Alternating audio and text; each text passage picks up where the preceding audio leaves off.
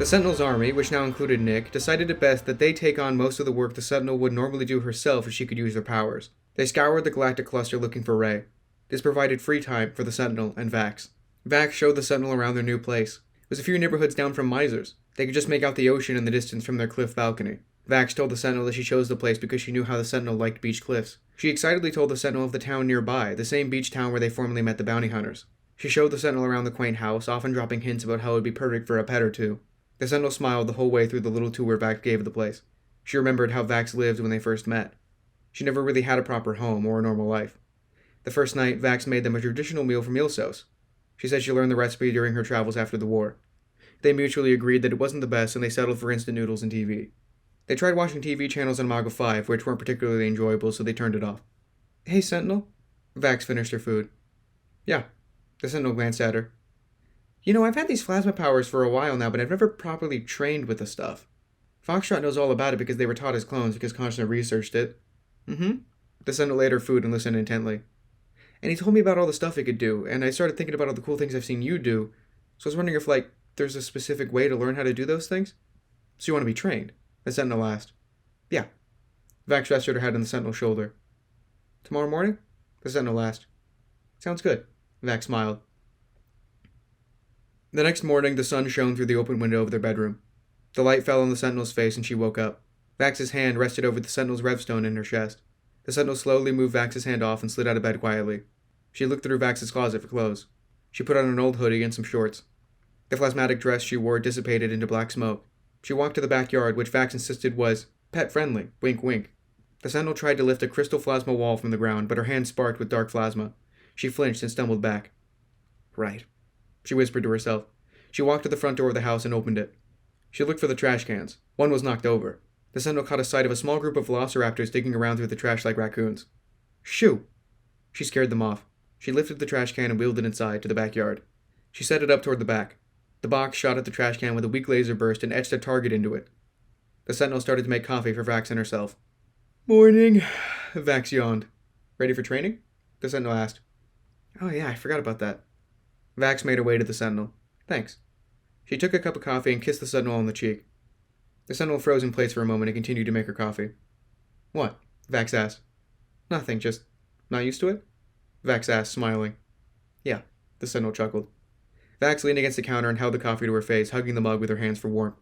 "It's going to be trouble training you without being able to use the stuff myself," the Sentinel admitted. "How did you learn?" Vaxx asked. "A guard taught me." The Sentinel finished her coffee and walked back to the door. Vaxx followed her. "Interesting." The Sentinel opened the door and gestured to the trash can with her arm. "Welcome to the amazing training area." Vaxx chuckled. "Love it." She set down her mug on a small shelf on the wall. The Sentinel did the same. "So what do I do?" Vaxx asked. "I don't know, shoot the target with something, get creative." The Sentinel leaned against the wall. Vaxx held out her hand and focused. The Sentinel approached her and held her hand, stabilizing it. She adjusted Vaxx's arm position and stepped away. "Now what?" Vaxx asked. "Shoot it with something small and try to hit the bullseye." A small plasma crystal shot from behind the bullseye and approached Vaxx. It stopped in front of her face and she clenched her fist, and the crystal shattered. "Okay, show off," the Sentinel scoffed. "Did you see I got the bullseye?" Vaxx teased. "I'm not a total newbie," she chuckled. "Come on, let's do something crazy." "Not yet." The Sentinel approached her. "Oh, that's for later, huh?" Vaxx winked, making it a point to do it as obviously as she could. The Sentinel smirked. "Maybe." She lifted Vaxx's arm for her and lightly turned her head forward again. "How do you make your wings?" Vaxx asked. "Concentrate." The Sentinel whispered in Vaxx's ear.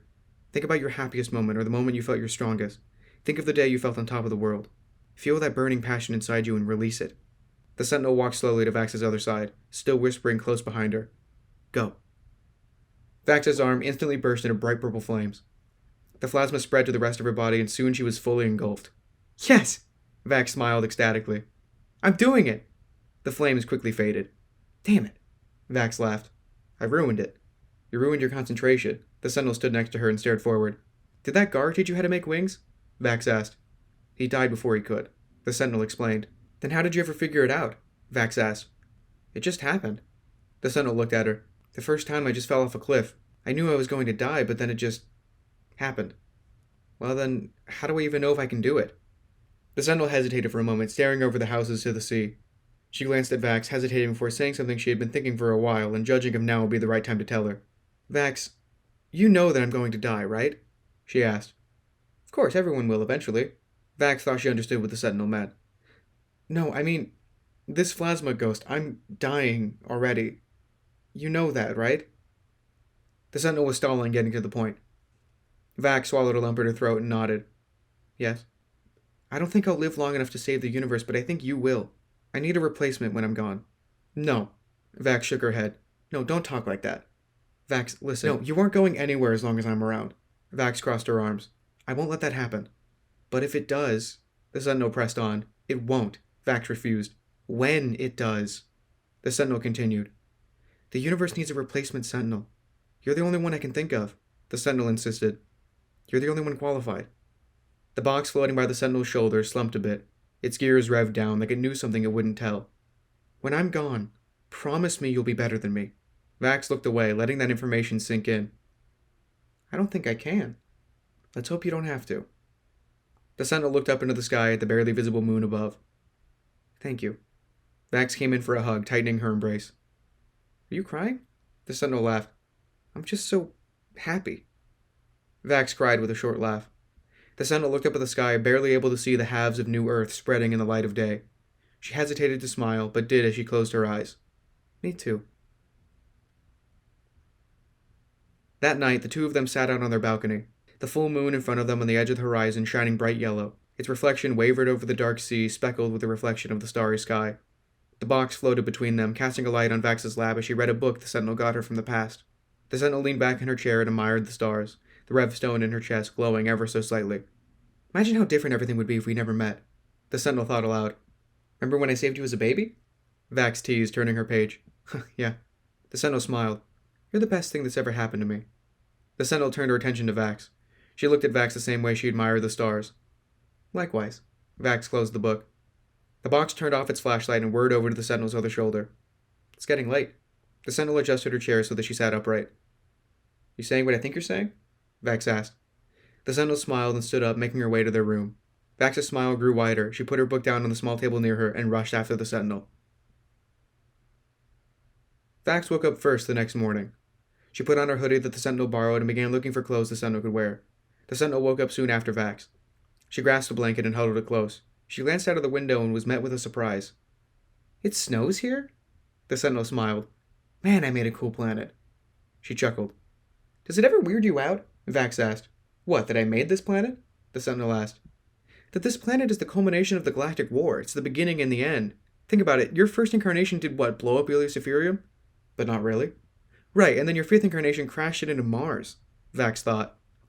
Wait, is that why you called it an amalgamation of the five? Yes. The Sentinel smiled. But the terraforming and the dinosaurs? Vaxx turned around, holding a suit in her arms.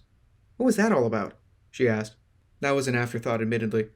I decided to save some of the dinosaurs on impulse back when I was living in London because I was bored. Quinn was here when I actually terraformed the place, and I met Hive too. But why dinosaurs? Vaxx teased. They're cool, alright? The Sentinel defended herself. Oh, I'm not arguing there, I just think it's funny. Vaxx sat down on the bed and handed the Sentinel new clothes. What's this? The Sentinel asked.